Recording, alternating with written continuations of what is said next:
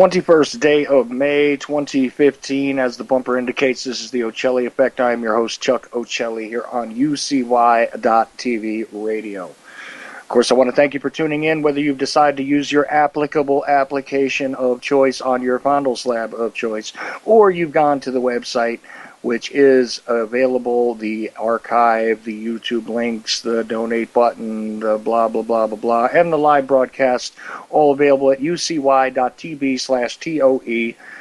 That's where you can find the home base for the Ochelli Effect.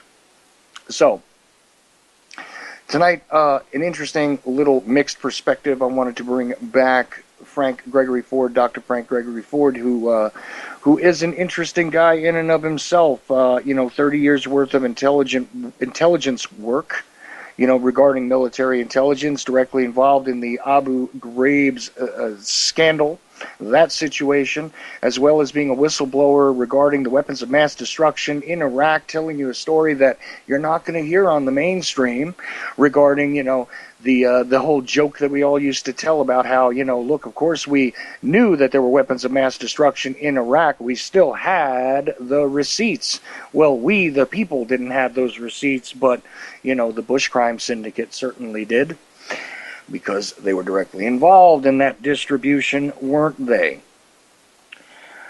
So, of course, he also met a lot of interesting figures, including, Mr. Baghdadi, who is the alleged head of the alleged terrorist group, allegedly known as ISIS, right?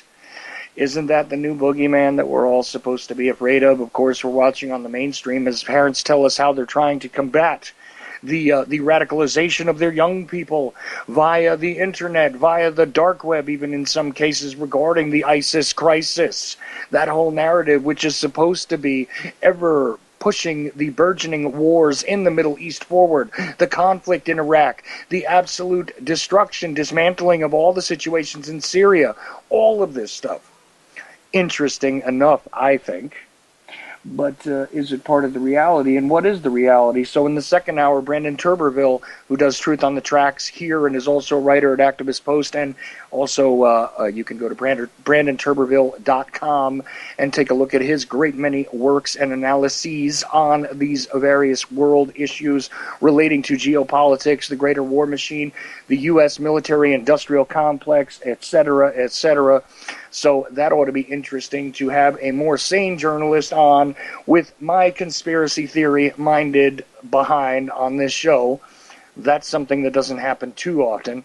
So second hour ought to get really interesting. But of course, first hour, we're going to start off, and we're going to discuss a lot of this stuff that's been tumbling out regarding the whole Osama bin Laden narrative. You know, how we were supposed to have, gone through and done that great big bad mission that, some people have described as one of Obama's great victories during his administration, that we were actually able to finally get Osama bin Laden, and he was attacked in a house where he was hanging out with his internet, and of course had his conspiracy theory books on the shelf and all of those other wonderful things, because now we're going to try and tie all of these non-violent extremists, who are just as bad as the terrorists, as the Prime Minister of Great Britain said.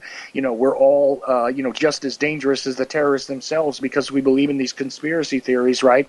Let's not forget that, because that is resonating throughout the, throughout the halls of where those who claim to be the powers that be lurk. This is one of the realities that goes on, but never ever getting behind the curtain really and looking at the truth and the reality of these things. So, like I said, Dr. Frank Gregory Ford, who, as I have already sort of summarized with you, but let's just do it again, a man who actually was involved in the invasion/occupation of Iraq, who actually was there when actual weapons of mass destruction were discovered by him, was actually part of the entire group that he actually wanted replaced because of the criminal actions of torture taking place not only at Abu Ghraib, which we all did learn about, but throughout that prison system, despite the fact that they had absolutely subverted the chain of command by not informing Brigadier General Janice Karpinski, who was atop of that command chain, keeping her ill-informed in the dark regarding Frank Gregory Ford's plight, the fact that he was actually renditioned, out of Iraq, technically speaking, never with any proper orders. I mean, literally, considering that he was never properly and legally removed from Iraq, as far as, the Army's records go, as far as the military records go at this point, you could make the argument that he's still in Iraq, despite the fact that I know for a fact he is actually sitting somewhere on the west coast of the continental United States. All of these things being relevant, the fact that he had actually interacted with the alleged head of the alleged ISIS group, which is highly dangerous, but not necessarily the organically grown group that we are led to believe, although there are components of it based on the backlash from all of the things we're talking about. Yes, it does tie together. But I wanted to get his take, certainly, first off the bat tonight, about all of these things that I said are tumbling out now. Of course, the sham of the intelligence agency saying that they weren't quite sure if they wanted to humanize this figure of Osama bin Laden by allowing these love notes, and the fact that he had, books on his shelf, and exactly what type of living situation he was in, and was he a doting father and husband, and was he really the true monster, or was this even the guy at all? These are all relevant questions, but you know what? If you believe in all of the nonsense that's being sold to you via the CNNs, MSNBCs, and Fox Newses of the world, then I really don't know how you found my show. Anyway, Dr. Ford, 30 years of intelligence experience, multiple years knowing various characters of interest, in a legitimate fashion, sort of in a haphazard fashion, where you just kind of naturally run into people based on the circles you run in, and enduring what you've endured. I do wonder exactly what your viewpoint is on this whole Osama bin Laden thing that we're being treated to in the mainstream now. And first of all, let me just ask you, how you doing tonight, sir? I'm fine, Chuck. I'm in fine form. Yes, I am out of Iraq. That's a big question mark. Did I ever actually leave Iraq? Yes, I actually left Iraq, renditioned and strapped to a stretcher, and I am sitting now looking at the Pacific Ocean, and the Pacific Ocean is in fine form. So, yes, I'm ready to go whenever you are on this, because the last 10 days, virtually on my case, every week produces some new revelation, some new intrigue, some new drama, all right? And this week was no different. So I'm ready to tell your listeners what is happening this week with me. If they're not bored to tears, I'm ready to tell them. So let's go. Well, sure. Let's talk about your case, but definitely I don't want to run out of time before we get into your impressions about all of this stuff that's tumbling out regarding Osama bin Laden and what we really think happened there. And of course, I'll give my summary as to what it is I have figured out regarding the situation and what my estimation of it is before we're all done. But I really wanted to get your viewpoint on that. But yeah, let's first talk about your situation and what's going on, what developments have come up, because of course you have this lawsuit, against the U.S. government, and of course some named defendants as well who are part of the chain of command who are responsible for you being the only U.S. intelligence operative to ever be renditioned out of an active theater of war, okay, and actually survive. Best to my knowledge, anyway. I've never heard of anybody else who survived that particular situation. You were strapped to a stretcher and illegally removed against your will and against the Uniform Code of Military Justice without your consent, and flown to other parts, including being in the territory of German airspace and other things. So, of course, all of these things being relevant, what is going on with your case?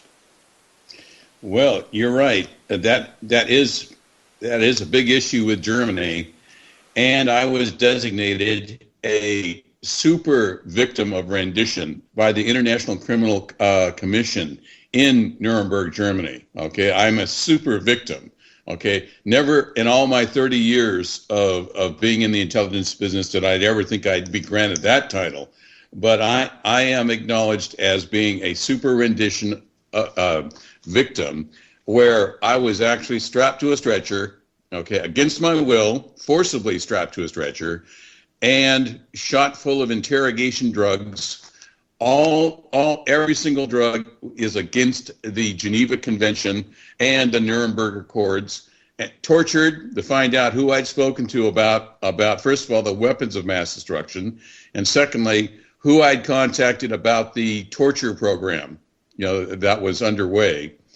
And then when I came to, I actually regained consciousness on board a plane, and I took a knife that I'd had concealed in my boot. I know this sounds like a James Bond kind of stuff, but I was actually cut myself out of the stretcher I was strapped into, and walked over, looked out the window, and I could see the Rock of Gibraltar passing beneath my feet. So I realized that, yes, I was probably going to make it out of this situation alive. That was a big question mark when the last thing I remember is watching this fluid from an IV drip into my vein and then losing consciousness. So I didn't expect to wake up, to be quite honest. But yes, the plane flew into Germany, and there were two psychiatrists on board.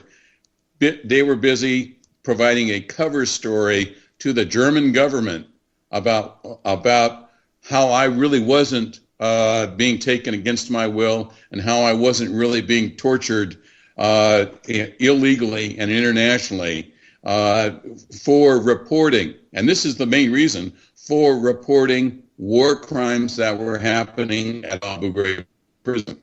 So I arrived there, and then now, a few years later, here I am being designated the super victim of rendition and torture by the United States government. Okay, it was Germany who gave me this title, but it's the United States government that is now being held accountable.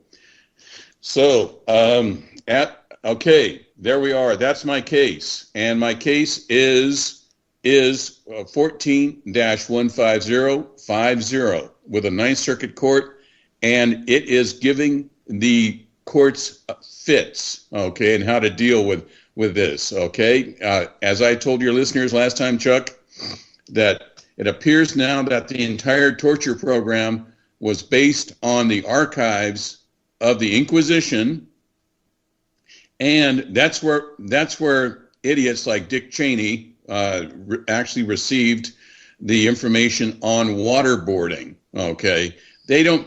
Nothing happens in a vacuum in the intelligence field, okay? It all is related to something else. And that's where Dick Cheney got the idea, is the archives' use of waterboarding, okay? And by the way, it is lethal. It is very, very dangerous. It kills people all the time. Waterboarding does. All right. So it should not have been even brought up and even mentioned, it is truly a no-brainer. You don't use it. All right. So, and this is something, and this just happened. John Curacao, the CIA agent who was responsible for the capture of Khalid Sheikh Mohammed. Okay, just two things happened this week. John Curacao was released from prison, and he was placed in prison because he came out and said, we can't be torturing these people. The information they give us is irrelevant in the face of legal, something called laws, okay? You know, you can't torture somebody and use their information to convict them with, okay? It doesn't work, all right? And of course, now, John Curacao has pointed out that the United States government is quietly trying to negotiate with Khalid Sheikh Mohammed to let him go because they don't have a case that of course, as it related to the torture that he was submitted to and the waterboarding. Okay, so there we are. That's the status of my case this week. The next issue is, and it's funny how this all converges. Okay, nothing happens in a vacuum, but it does converge, and in the intelligence business. And Jack Abramoff was released from prison. Did everybody remember Jack Abramoff? Well, his name came up last week with a request to me from several investigators, okay, investigating 9/11, and on two issues, both concerning the Washington D.C. madam, Jean Palfrey. Okay, as I said on your show last time, Chuck, you know, people, men especially, okay, are incapable of shutting their mouths around a woman. Okay, I don't care how much training they have. Okay, military training, unless they go through intelligence training, they don't understand the dangers of speaking to women. Okay, and for example, a star example is General Petraeus right now, okay, pleading guilty to giving his mistress, Paula Broadwell, access to the CHIM system, okay, the CHIM system, the Combined Human Intelligence Management System, which had information concerning the attack on the Benghazi embassy and why it really happened. All right, she had access to that. She was not granted access to it with any security clearance. That means that was a form of espionage that Mr. or General Petraeus actually provided for his mistress. Okay, so that happened this week. But as I said, Jean Palfrey. Okay, I'm answering questions concerning Jean Palfrey. The first one is, what did she hear in a meeting between Dick Cheney and Mohammed Gul? That's Gul, Mohammed Gul, head of ISI. Everybody knows Dick Cheney, but Mohammed Gul is the director, and was the director of ISI, Pakistani intelligence, the Pakistani intelligence service. Okay. Let's dial this back just a little bit, because you're breaking up just a touch, and I want to make sure we make something clear here. I mean, you knew the DC madam on a personal level. She was a friend of yours. You know, I'm not exactly sure how that came about, but I mean, I wonder if you would just sort of explain that really quickly, that she was somebody that you just kind of knew personally. Sure. Yeah. Okay. Yes. And she was a friend.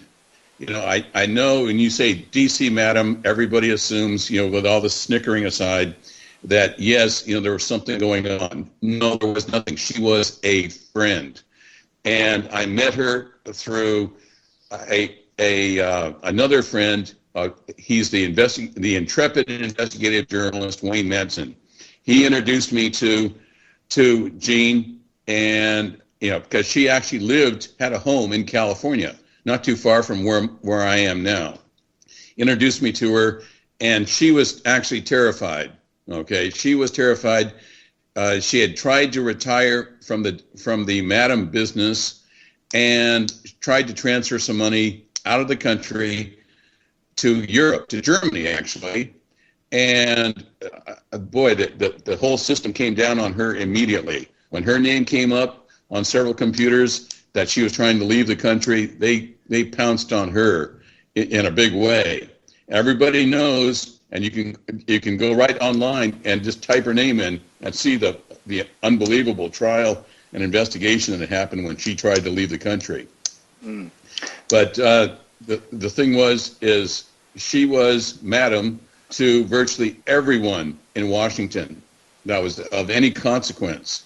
Okay, her social contacts extended far and wide, so, to include Dick Cheney, aka the Shedder, and also in this case Jack Abramoff. All right, she attended a meeting with Jack Abramoff and Mohammed Atta. Okay, that's why I'm answering question this week is what happened at those two meetings. The first one between Dick Cheney, Gene Palfrey, and the head of ISI Intelligence Pakistan, Mohammed Gul, and also the meeting between Jack Abramoff, okay, the bagman, who carried the water for the neocons, okay, every dirty payoff deal that happened in Washington during the neocons' reign in Washington, Abramoff was their money man. All right, he carried all their dirty laundry everywhere. Okay, and there was a meeting with somebody named Mohammed Atta, who was considered and is considered still the architect behind the 9/11 attacks that brought down the World Trade Center and initiated all this terrorism business. Okay, so my response to the first question is very simple because it relates to an article that just came out by Cy Hirsch concerning what happened with bin Laden. What's the real story behind the, quote, bin Laden assassination or bin Laden killing, all right, by the Navy SEALs in Abbottabad. Okay, well, it gets a little murky here, okay, and this is what I'm trying to figure out this week. It gets a little murky because what I was able to gather from Gene was that first meeting between the head of ISI and Dick Cheney was exactly this. It was an order, an authorization to go ahead and assassinate Benazir Bhutto. Benazir Bhutto, the former prime minister of Pakistan, was returning to Pakistan, and she was making a statement and was going to make the announcement that indeed Osama bin Laden had died several years before from kidney failure, polynephritis, actually. Okay, putting it in medical terms, polynephritis. He had died of polynephritis, and it hit his name, and the institution and the cult of bin Laden had become such a moneymaker for Pakistan, okay, that it was in Pakistan's best interest and the U.S. best interest to keep the public, especially the American public, in the dark about Mr. bin Laden and where he was. And the amounts of money that we're talking about are just astronomical.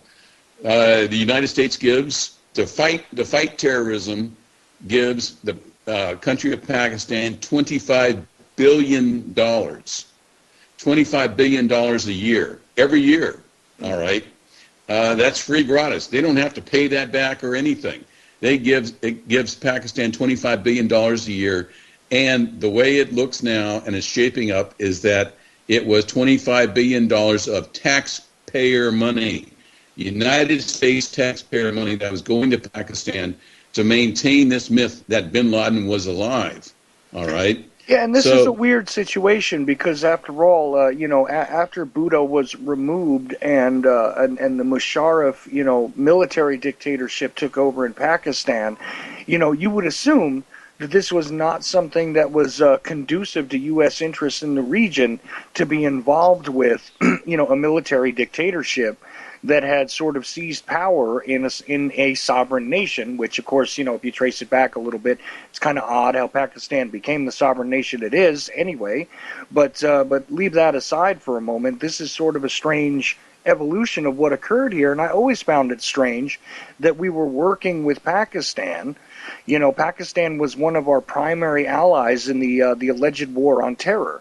This was one of those really weird things that always stuck with me very strangely. And I pointed this out on the air before that, I don't know where to put this in context, but the point is that I knew plenty of Pakistani nationals, around the time of 9/11 and shortly thereafter, who, as early as, say, January or February of 2002, were telling me that there was no great mystery as to where this Osama bin Laden character was, because it seemed as though everybody, from the local councilmen to their grandfathers who were making blankets over there, seemed to all know that this figure, this alleged bin Laden guy, was in part of Pakistan, which they identified to me at the time as the Peshawar region.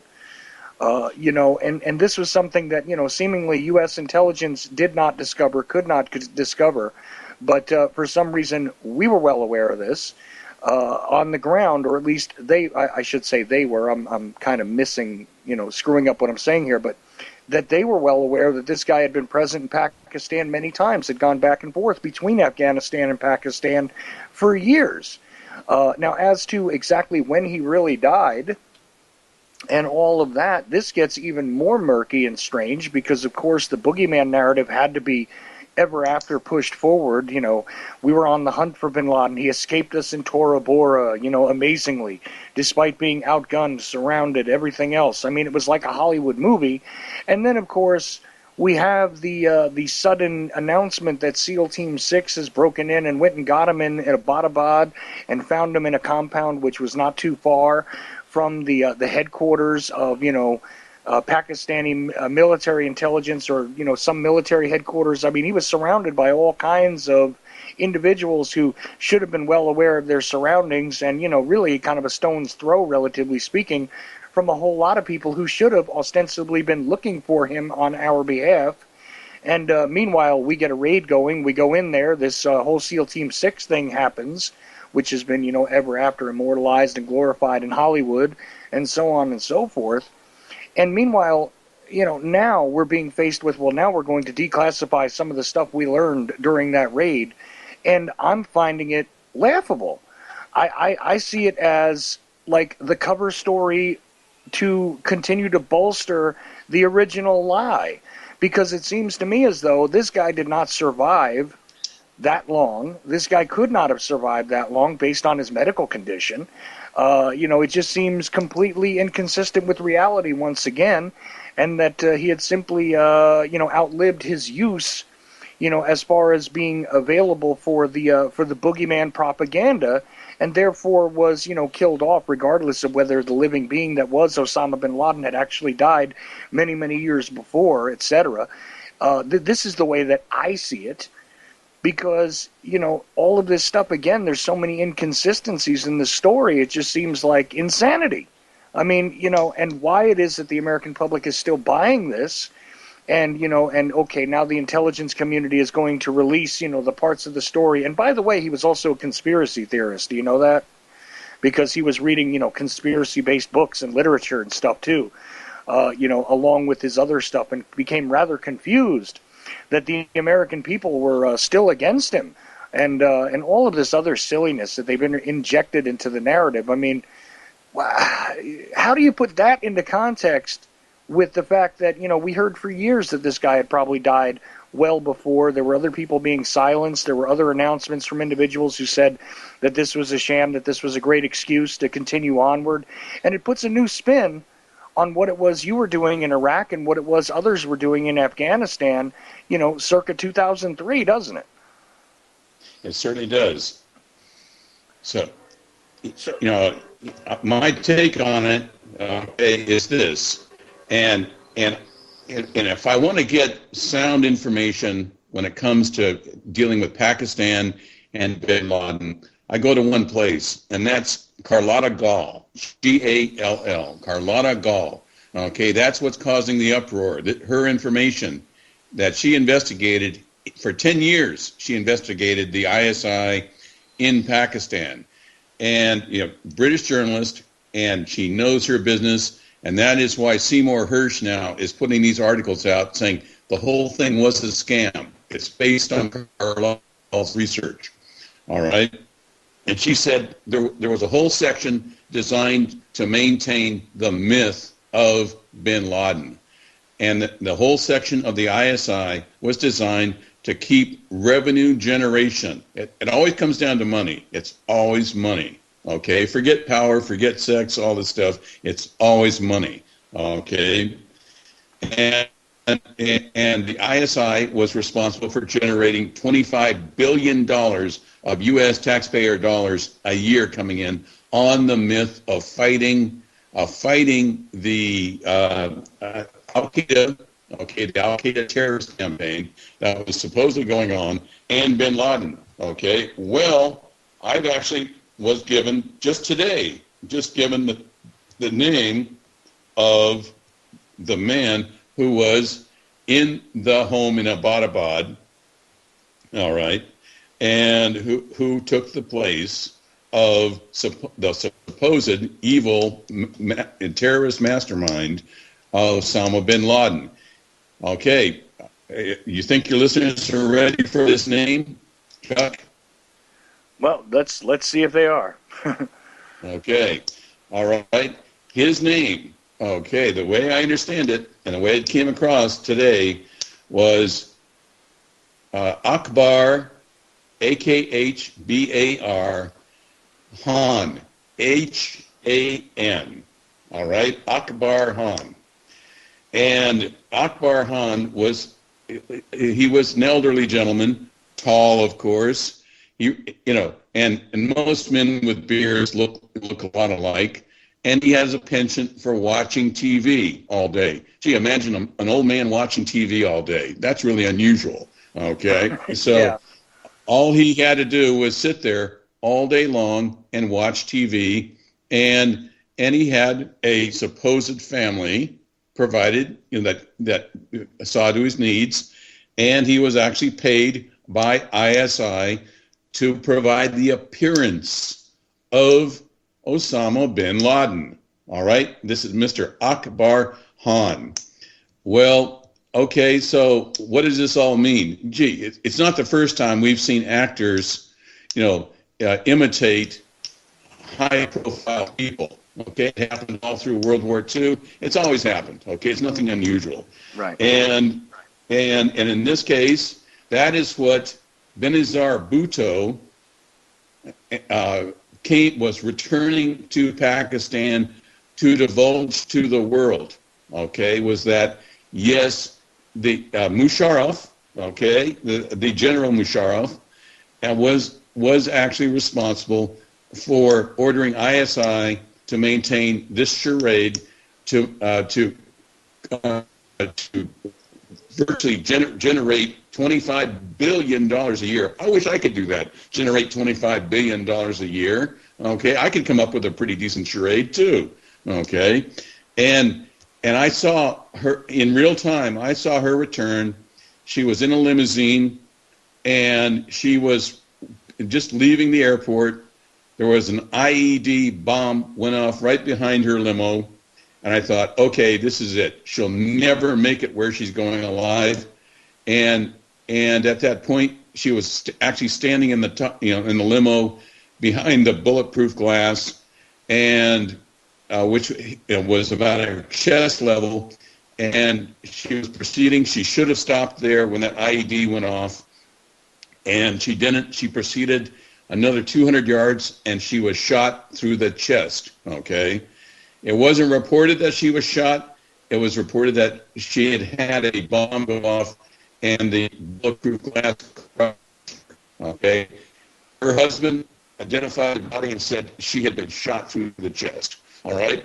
And that is exactly what Gene Palfrey said. Dick Cheney gave the order to Mohammed Gul, okay, the authors to go ahead and assassinate Benazir Bhutto to keep that information from reaching the world, especially the American people. All right? That's the way I understand it as of today. And that's what maintained for several more years. How many hundreds of billions of dollars were generated after her death? And Mr. Khan took the place of Osama bin Laden. All right? It looks like the body that was taken from the home during the raid was the body of Akbar Khan, and the body that was dumped out at sea was the body of Akbar Khan. Okay? Mm-hmm. Has anybody seen the results of those DNA tests that were supposedly drawn and taken at the time? I haven't. I don't know anybody else that has in the intelligence field. So I doubt they ever were actually even run. All right. So no, and that's the way I understand it. You're breaking up a lot, Greg. I just want to say, yeah, this is one of the things, though, that has gone on regarding this is that we are expected to accept the explanation from from the mainstream talking heads that this is who it was. We have the DNA. Of course, we're not going to show you the body. They had no problem showing us the leaking the photographs of what happened to different like say, well, let's go with Hussein's sons. Let's go with exactly what happened to Hussein. The hanging video was released, leaked out there. The whole issue of what actually occurred with Gaddafi, any of these leaders, any of these people that are sought after, that are the terrorists being punished. Of course, it's eventually leaked and sort of circulated in a surreptitious manner on the internet, et cetera, et cetera. But you know what? All of these years, there actually hasn't been that proof positive of this alleged bin Laden figure being dead and shown to be a corpse. And so on and so forth. And where is the proof? Well, just take our word for it. And of course, ever after, then we have the fact that the SEAL team winds up mostly dead really quickly thereafter in sort of a strange situation where they're on a Chinook helicopter, or there's some confusion as to which helicopter they were on, which they had no business being on a Chinook, because that would have been a Coast Guard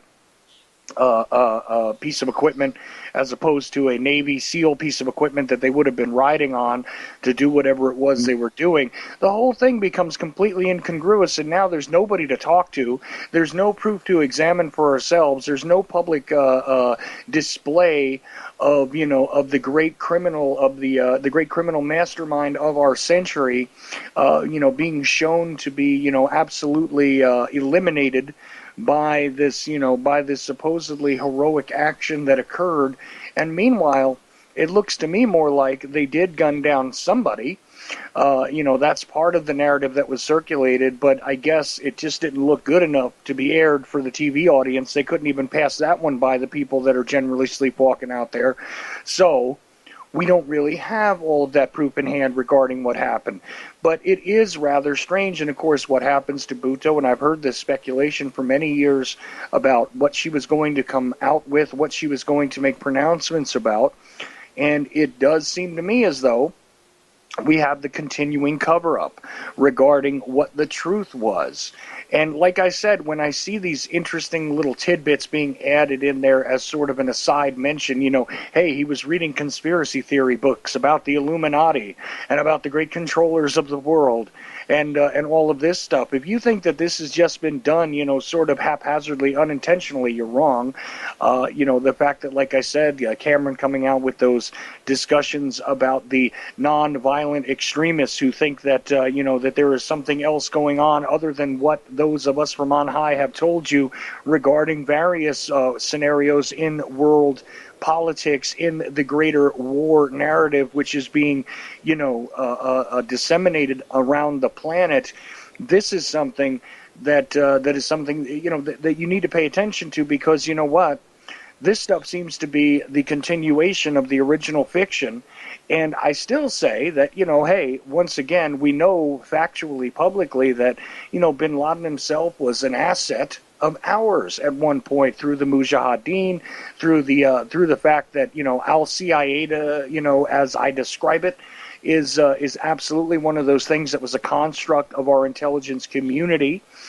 It was useful for us when we were dealing with the Soviet, occupation of Afghanistan and so on and so forth, and was also useful as a boogeyman when it came to the Khobar Towers, the bombing of the USS Cole, all of this stuff. Very, very fascinating that this is the same figure who is then blamed with the 9/11 attacks.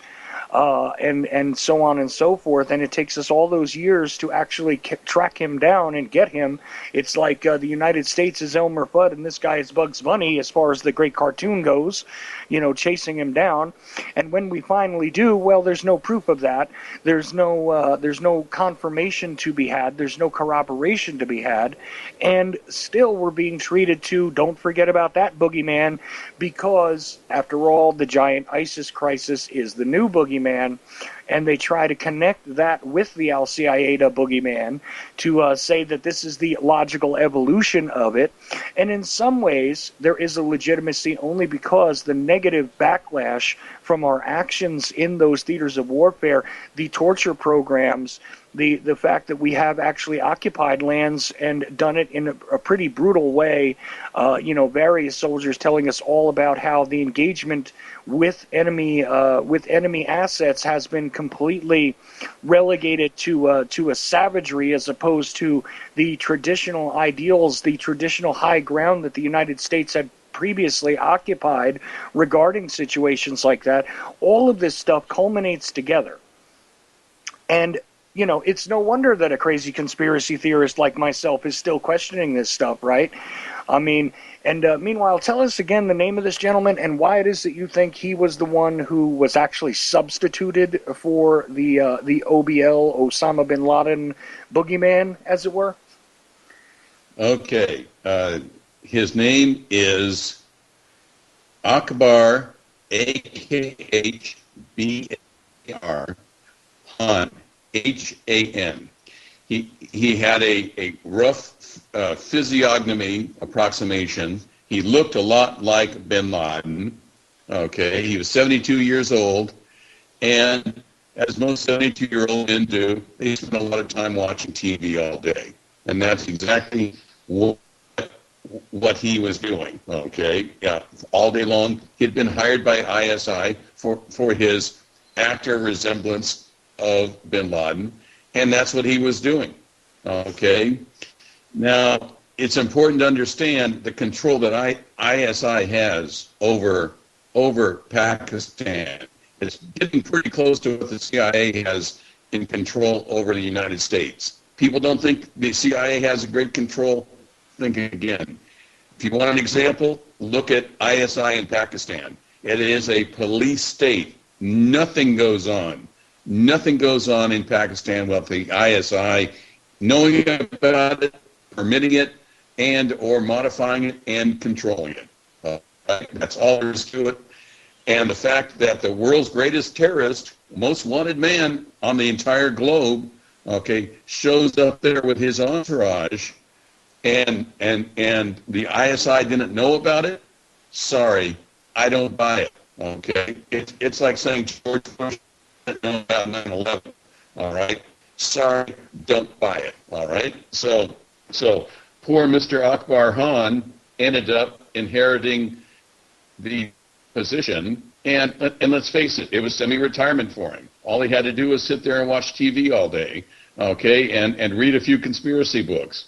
You know, it's part of the bona fides, okay? It's part of the props that are set up in an intelligence operation. When you have something like this, and especially when there's the amount of money that's required, that is being generated by having the bogeyman as your guest, okay? Yeah. How tough do you think it was for at a veteran intelligence service like ISI to make it look like, yes, indeed, Mr. Akbar Khan was bin Laden, and bin Laden was sitting there with nothing to do all day except read conspiracy novels and write love letters and show, hey, it's, you always have to have this a prurient interest in sex. Okay. That's always the hook. They knew what they were doing. They know what they're doing, and the whole issue behind the assassination of Benazir Bhutto was to prevent this information from coming out and reaching the American people. All right, that's what it was. She was assassinated on the orders of who else? Dick Cheney. Dick Cheney and the head of ISI. So that's what I'm dealing with this week.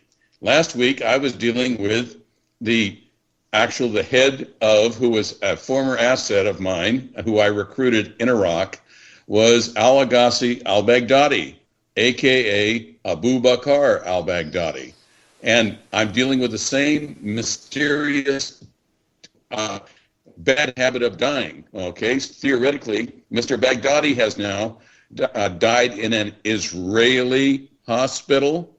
Okay, I'm sorry, I'm a little confused there. They said Israeli hospital, and the government has come out and said he was a Mossad agent. All right, so this ISIS is supposed to be the spinoff of Al Qaeda, and surprising, the head of ISIS now dies in an Israeli hospital. Okay, weren't the Israelis somehow involved in 9/11? And isn't Mr. Jack Abramoff, okay, Jack Abramoff, who had the last meeting with Mohammed Atta, according to Gene Palfrey, who was there, okay, handed Mr. Atta a big chunk of change to carry off the 9/11 operation, all right? Mr. Atta was in Israel, trained in Israel. Mr. Abramoff has a joint citizenship with Israel, okay, as most of the neocons do, all right? A huge number of neocons have a joint Israeli-U.S. citizenship. And as a result, this last week I was informed that Mr. Baghdadi was clinically dead, okay? Now, I'm a retired physician, but usually what that means is with a shot of B12, Mr. Baghdadi could have gotten up and taken a nice vacation trip down to Sharm el-Sheikh if he wanted to, from being clinically dead, okay? So, yeah, and remember, Ariel Sharon was clinically dead for like 6 years, okay, in Israel, okay? So all of this, there are no coincidences in the intelligence business. There are none, okay, period. They all interconnect, and if you can't see it, it's just a matter of being far enough, wide enough, and hard enough. Well, right, and So when we look at a figure like Muhammad Atta too, here's another thing which is relevant. You know how a lot of the hijackers were supposed to still be alive after September 11th? It was proven that a whole lot of the people that were identified were actually not on those planes because they were still living in foreign countries, were actually airline pilots in some cases, a bunch of different things like that. One of the post 9/11 contacts made by one of the alleged 19 was from Muhammad Atta to his father. And, when his father was questioned and pushed on this, stating that he had heard from his son on September 12th, which is really fascinating considering the fact that he should have been vaporized, in one of those planes, right?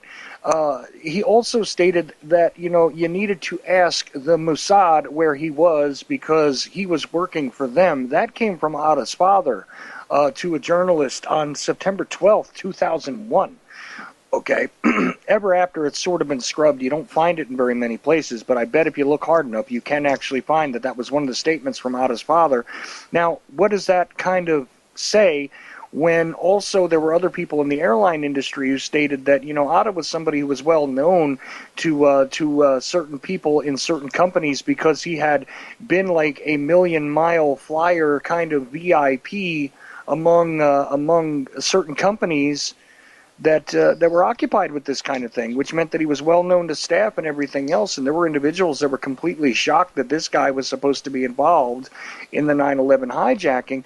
Now, what's weird here is that you find that there's mentions of Mossad. There are the possibilities of more than one person acting out with the ID, with the name of someone. Because the Atta story is weird enough. He's in Germany. He seems to be everywhere all the time, never quite being tracked down by anybody until they eventually figure out that he's one of the hijackers. Rubbing elbows with various individuals in the intelligence community, and it speaks to me again about that old JFK story, because why is Lee Harvey Oswald rubbing elbows with individuals in the intelligence community when he was just a poor, disillusioned kid who was misled and misunderstood the world at large? Isn't that always the case when it comes to somebody who's a patsy? Now, I'm not stating that Atta was an absolute patsy, but, when it walks like a duck and kind of makes noises like a duck and seems to resemble the shape of a duck, every once in a while I'm thinking it's quackers. The thing is, and Mossad, constantly mentioned. Seemingly every aspect of this stuff, Mossad seems to converge on it. You have all these other intelligence communities which are involved with different people that had knowledge, that had foreknowledge, that had working knowledge ever after, that had knowledge of the cover-ups, etc., etc. And, when the same thing gets repeated enough times, after a while you start to get a message.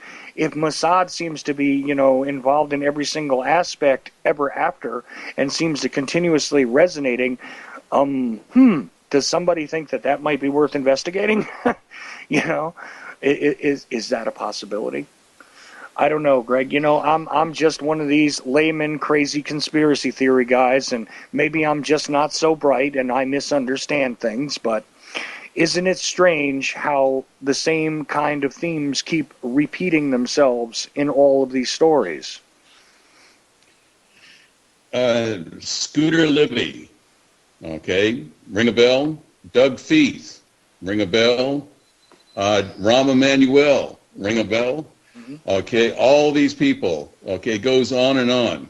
Okay, Paul Wolfowitz, all these people have joint Israeli U.S. citizenships, and they're working in the U.S. government. Okay, everybody's heard of the USS Liberty. Okay, the ship that was attacked by Israel, and U.S. sailors were slaughtered by Israelis. U.S. sailors were slaughtered by Israelis. Okay, they are not our friends. Okay, AIPAC is not our friend. When I was, by the way, when I was being briefed, this is 2000, July of 2000, by Able Danger, Colonel Anthony Schaefer. They said absolutely count on Israel being a hostile intelligence service. Okay, the Mossad is a hostile intelligence service, and they are actively collecting. Okay, look how many people have been busted for spying for Israel in America. Okay, Larry Franklin. Okay, who was the kid? The one kid who was busted, the Navy analyst. I forget his name. Okay, it goes on and on. All right. Yes, they are not our friends. Okay, they are their own country. And they have bamboozled and connected the U.S. to its intelligence operations for years. They are not our friends. We support Israel to the same amount of money that we support Pakistan. Okay, there's a reason for that. But they are not our friends. Okay, all right, and that's what Able Danger. That's what Tony Schaefer said. In the briefing concerning the 9/11 attack that was going to happen within the next 18 months. He said, it actually happened 14 months after the briefing that I was given by Colonel Schaefer, Able Danger. All right. Now, the interesting thing is after the 9/11 attack, within 24 hours, the U.S. government came down on Able Danger. They didn't come down on Al-Qaeda. Oh, hell. The Bin Laden family couldn't be put on a plane, their own private plane, fast enough. And by the way, as I said on your show last time, Bin Laden's brother was having breakfast with George H.W. Bush on the morning of 9/11. Okay, they were the only family that could fly anywhere they wanted to in the United States. Okay, on 9/11. All right. So what that means is, within 24 hours after 9/11 struck, all the information that had been collected by Able Danger was physically destroyed. All right, physically destroyed. And what I did not know until about 2 months ago was that the majority of the Able Danger team that had been pursuing Al Qaeda, okay, that had been picking up very strange communications without the Al Qaeda operatives, that they could not figure out where they were coming from, okay? Obviously, somebody was giving Al Qaeda some guidelines, okay, to follow that was well encrypted, okay? These weren't just normal, dumb, run-of-the-mill Muslim terrorists. Oh, no, they were very well trained, okay? And so the issue was that, yes, there were suspicions about Israel at that time. And the way our government reacted to Able Danger, not Al Qaeda, but Able Danger, okay? Okay, and also I need to point out that, as I started saying, most of the people that were part of the team, of the Able Danger team, were killed 14 months later, dead. They were in the one section that was struck in the Pentagon. Okay, fortunately, Tony Schaefer was somewhere else, but a majority of the people in Able Danger were, in my estimation, specifically targeted, okay, and killed in the one section in the entire Pentagon, the most protected building in the world. They were killed. All right. So, if this doesn't sound like an external false flag operation from beginning to end, I don't know what is. In 30 years of being in the business, that's what I will call it, was a false flag operation. And now I'm more sure than ever, and especially since Brigadier General Janice Karpinski told me that, surprise, in her command at Abu Ghraib prison, she had Israelis in the intelligence section, and she had no idea how they got there. But they told her to mind her own business. They were in her command, in her building, and the Israelis told General Karpinski to mind her own business. Okay, when she asked why were they there and who authorized them to be there. Well, and you personally encountered some of that as well. Like, why is it that all of these intelligence agencies are sort of converging here?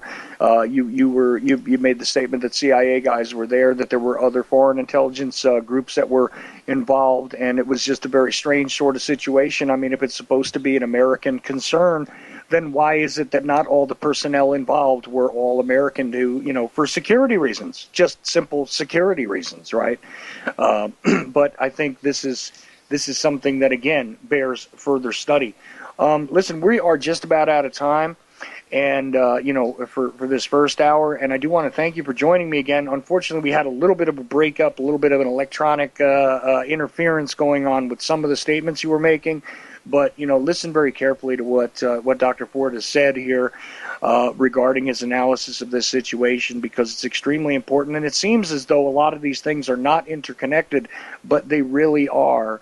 And this is what gets the mind of somebody like me really looking at this stuff and calling it out like I do, and stating that for the most part, this is a giant puppet show, which has been ever after, perpetrated on the American people to get them to agree with, to support all of this nonsense that's going on. I mean, the war on terror continues now and will continue probably, for the next half century at the very least, unless we do something about it. I mean, that's really what's going on. And gee, there's no reason to change the playbook if the plays are still working, But I do want to thank you, and of course you can find Gregory Ford on Facebook, okay, and take a look at that page. That's his public figure page, and on there's also a link to take a look at his legal defense fund, and what's going on there. And I do urge you to take a look at the case, which we have discussed at length on this show before. And, I want to thank you once again, Dr. Ford, for joining me here on the Ochelli Effect.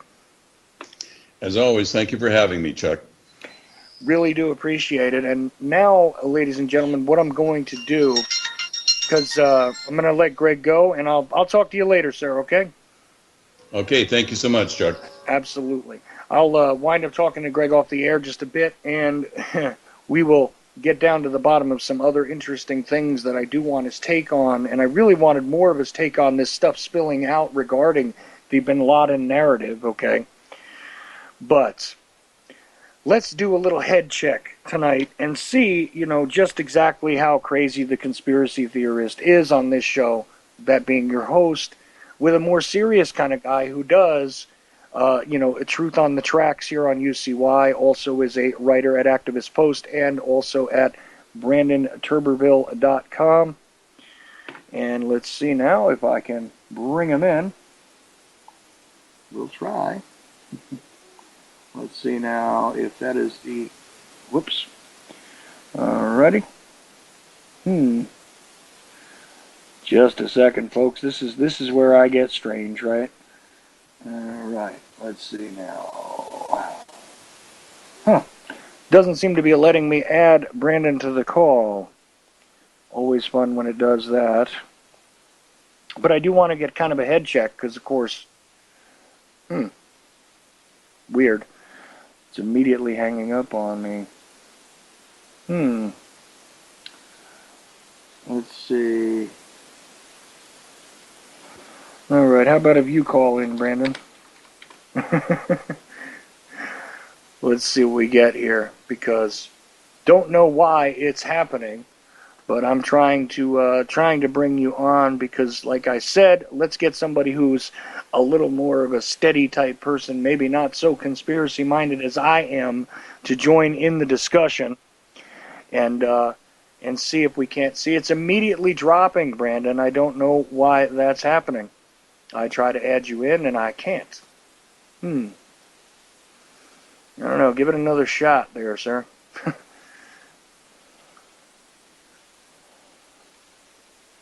It's disconnecting right away, which is unusual. Let's see.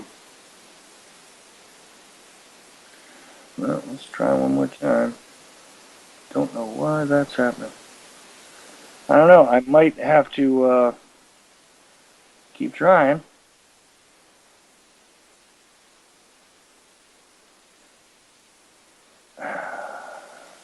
Okay.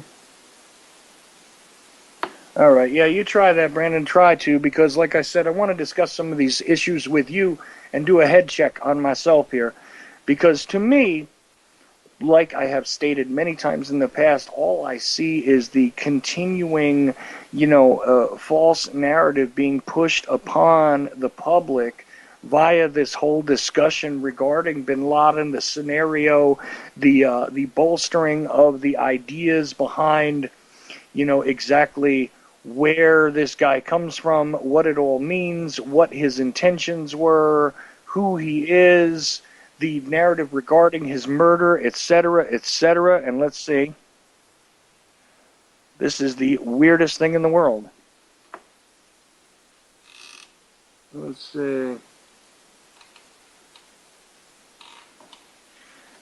Yeah, okay. Yeah, because for some reason I can't pick up the call there. So if Jules wants to assist us here somehow, I'm trying to add Brandon, and it's just immediately going to the hang-up. Well, the powers that be don't really want us to talk. And I was going to make a joke to start with to see what would happen, what happened in his mind to actually agree to come on. Let's see. Okay. Okay. Sure, I might go dead for a moment and see if we can't pull this together another way. This is live radio. Yeah, something about his settings, I think.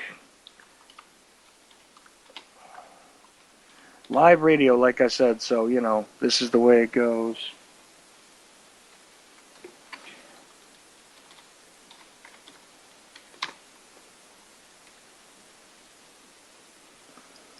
Let's try one more time to pull him in the way that I should be able to.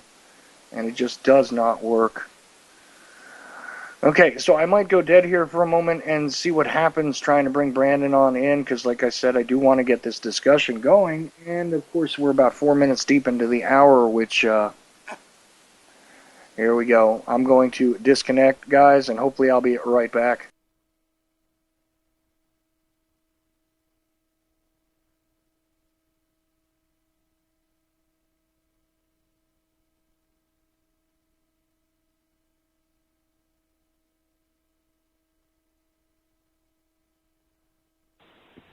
Excellent. Looks like I'm back. Okay. So, despite the interference from the almighty Skype and everything else, Brandon, can you hear me?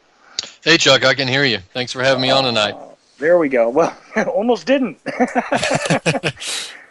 Oh, my. Okay, so I was going to relax and sort of just make the joke with you to start with. What would possess you to the serious kind of journalist that you are, host of Truth on the Tracks here on UCY, also writer at Activist Post, and again, I refer you to BrandonTurberville.com to check out the various geopolitical issues that you cover. So for any listener of mine who's never heard of you, I definitely do exhort you to go and check that out, because interesting analysis, definitely not part of the mainstream BS, and somebody who I actually have some respect for regarding this sort of dissection or vivisection of the worldview that we are confronted with at the moment, sir. So I kind of wonder, first of all, what would possess you to even accept sharing some airtime with the crazy conspiracy theorist that I am? Well, you asked me to do it, so I did it, and I don't. You might be called a crazy conspiracy theorist by some people, but I have to say the people who are generally called a conspiracy theorist are just people who pay attention to evidence and take the paths where the evidence leads, as opposed to coming up with an acceptable explanation for something that makes absolutely no sense. And I think also that if you talk about conspiracy theorists, I guess Osama bin Laden is now a 9/11 truther. So what can we say? Right. I mean, you caught that too, where it was like, gee, suddenly, he's reading books about the Illuminati, supposedly, according to those things which were seized in the alleged raid of the alleged compound of the alleged. I'm sorry. How many times can I use the word alleged without sounding like an idiot? I'm not sure, but okay. Let's continue on here, because what I'm seeing is the bolstering of the false information which has already been put forward. The residual support of this crazy narrative where we had this guy. I mean, let's trace his lineage really quickly for the uninformed listener. We're talking about a guy who was essentially somebody that our government agencies or assets decided to support and again, sort of take care of and even at some points control, because he was very useful regarding the the landscape in Afghanistan, which we as a nation were not officially involved in until the post 9/11 thing happened, right? All of this stuff. Let's see. Well, an unknown phone number is trying to connect to me right now, and that cannot be done, unknown phone caller, while I'm on the air. So anyway, continuing forward. That whole narrative went down because of the whole Mujahideen thing. This Bin Laden and his group of so-called freedom fighters were part of the situation. Like I said, in Afghanistan, they were useful to us because at that time we were juxtaposed to the Soviet Union. This was all rather convenient given the global landscape at the time, et cetera, et cetera. Now, years later, this guy is then sort of given to the public, anyway, in the public's mindset, as somebody who is part of the greater terrorist campaign against the United States, et cetera, right? All of this stuff going on. There was the coal, there was the two embassies in Africa, and all of that. And we fast forward. Now he's supposed to be the mastermind of the 9/11 attacks. despite his medical condition having been what it was, et cetera, et cetera.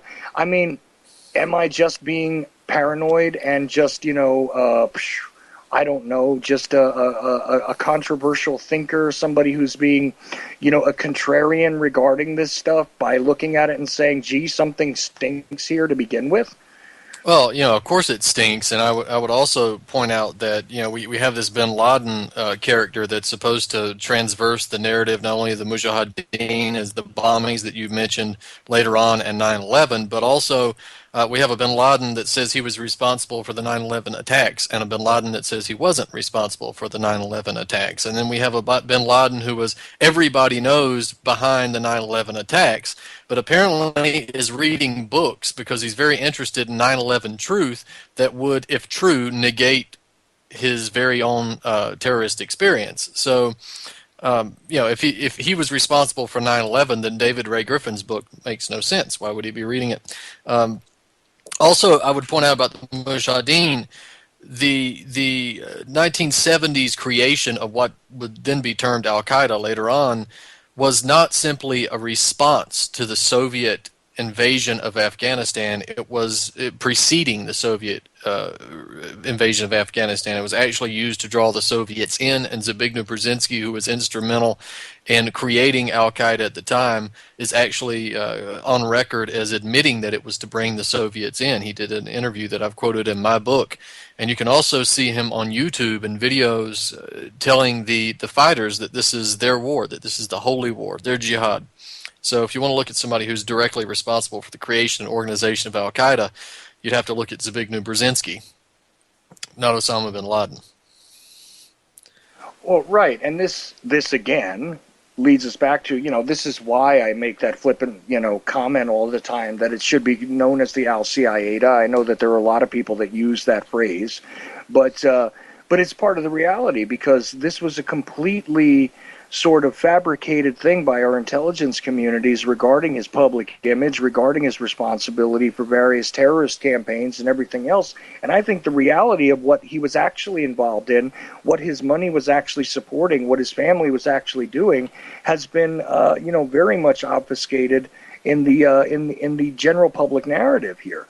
And so I'm just a crazy conspiracy theorist when I then again look at the current situation regarding ISIS, which of course is given to the public as the logical evolution. You have the AQAP, the Al-Qaeda in the Arabian Peninsula, which was, seemingly independent but yet tied to the Al-Qaeda. And then, of course, this is the natural outgrowth later on is the ISIS narrative. These are the bolder, new wave, even angrier individuals who it just so happens that, as I said earlier with my previous guest, this is a guy who ran across this al-Baghdadi character, while he was part of the, in the prison system in Iraq during the occupation, during the invasion.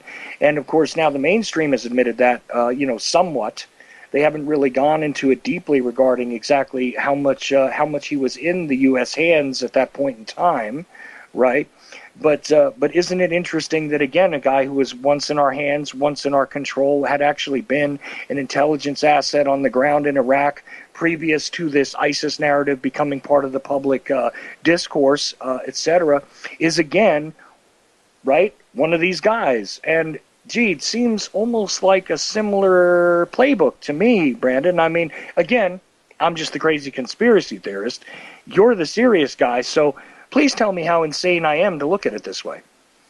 Well, I'd like to. I didn't get to hear the full interview with your previous guest. I'd like to go back and hear that. But I think a lot of people who aren't familiar with the Baghdadi story should really look it up and see who this guy is. And in looking at at Baghdadi's personal story, you'd be able to see the evolution of Al-Qaeda to ISIS, right? They're presented in the mainstream media as two different things. You have, in the mainstream media, you have Al-Qaeda, you have al-Nusra, you have Al-Qaeda in Iraq, you have ISIS, and it's all different. And then you're also given the Free Syrian Army, the allegedly moderate rebels. I guess we'll call them the moderate cannibals. But then you have smaller groups like Harakat Hazam and stuff like that. That is, allegedly all separate. They're just jihadists that happen to be there, that happen to appear in Syria on their own volition and form these groups, and they have no connection, and they have no organization. But if you look at Baghdadi.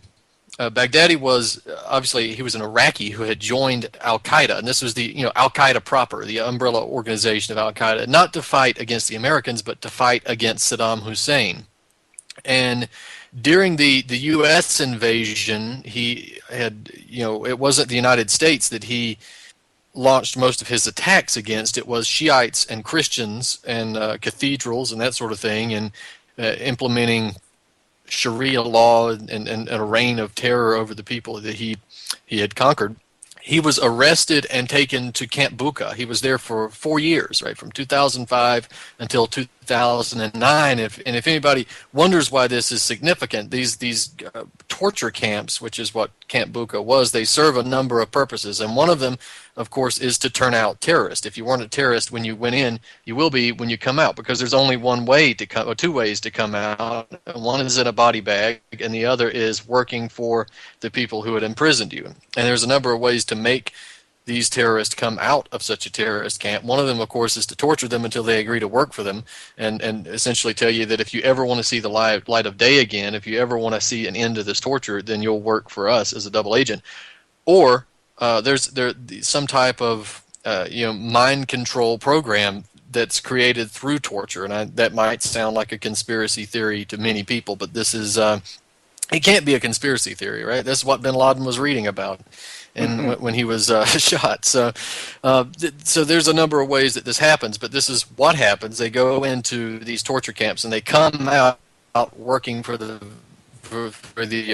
powers, and that's what happened to Baghdadi, because when he came out about a year later, he joined back up with Al Qaeda in Iraq. And what people need to understand about this is that this terrorist group, which was organized by the United States, funded, armed, trained by the United States and Western intelligence.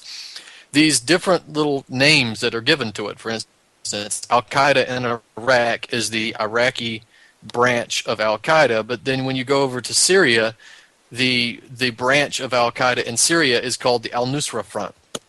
So Baghdadi comes back and renames the Al-Qaeda in Iraq branch the Islamic Emirate of Iraq. And a year later, he moves over from Iraq and into Syria, and they connect and they change the name to the Islamic Emirate of Iraq, the Levant, and that's combining Al Qaeda in Iraq with Al Nusra, so because they're the same organization. And the name changed from the Islamic Emirate of Iraq and the Levant to the Islamic State of Iraq and the Levant, and now it's the Islamic State of Iraq and Syria. Now it's ISIS. So this was not some group. This is not some special separate group that was created outside of Al-Qaeda or with people who are Al-Qaeda-like. This is Al-Qaeda. This is the same terrorist group. There's no difference. Now at the bottom level, of course, there's some fighting, because that's the nature of a fanatic and a fundamentalist. They fight. But at the very top levels, at the mid-levels, and on the ground level, this is the exact same organization. And if the United States controlled Al-Qaeda back in the 1970s, if they directed it in the 2000s, why would you believe that they're not directing it today? And all indications are that it's exactly what they're doing, whether it's the bombing campaigns that are taking place in Syria and Iraq that have led directly to increased power and territory for ISIS, whether it's the bombing of Syrian government infrastructure, whether it's the arming of terrorists directly through Turkey and Jordan, whether it's bankrolling them through Saudi Arabia, or whether it's giving them arms and Tau anti-tank missiles by giving it to Harakat Hazam, who simply gets up one day and walks away from the weapons and allows ISIS to come in and take them. This is all part of a theater narrative, and it's the narrative that you would get through the mainstream media that tells you that, of course, we can't forget Khorasan, right? That's another group that was going to kill us all for about 3-4 days, and now that's faded away because, again, all the same group, and you wouldn't get this from the mainstream representation of it because, according to them, all of the groups are different. Well, right, and on top of that, you have an organic, population of individuals who are angry because of all of the conflict that's occurred now for more than a decade in that area. You do have a legitimate grassroots movement of anti-American sentiment there as well, which has been seized upon by these larger groups. So I mean, some of the rank and file, say, of some of these groups are legitimately angry with America based on the fact that we were involved in a large-scale torture campaign, throughout the region, are also angry because of the collateral damage that we have actually caused. And I say we by explaining that, the U.S. assets, let's put it that way, instead of saying we, because I'm certainly not talking about you and me or things that you or I would want done in our name. But the bottom line is that there are some legitimate backlash, some blowback to be had here, which is also being seized upon by these well-funded organizations that seem to be more than one organization. But at the end of the day, it just appears to me as though you have the Western intelligence agencies manipulating from the top down all of this, and that includes some people who may have no clue whatsoever that the funding comes from the West.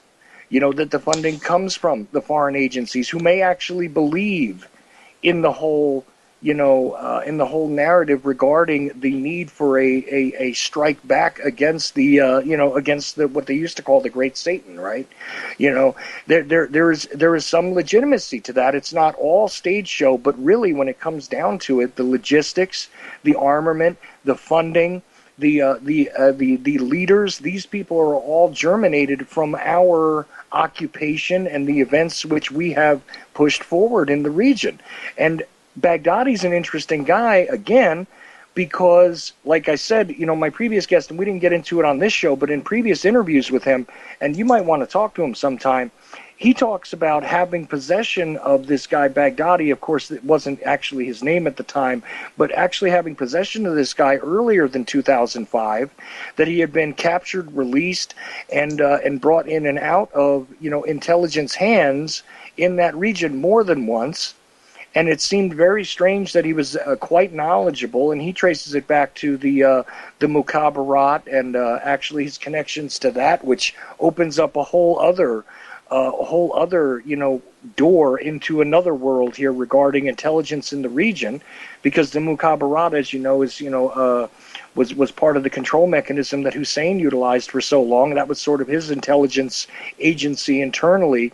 They had a great deal of data and information regarding people in the region, the assets, the different vulnerabilities of particular cities and things like this. This is very useful, and if you fold all of that into this greater ISIS narrative, you actually do have a very dangerous organization and a very, precarious sort of, angry dog out there.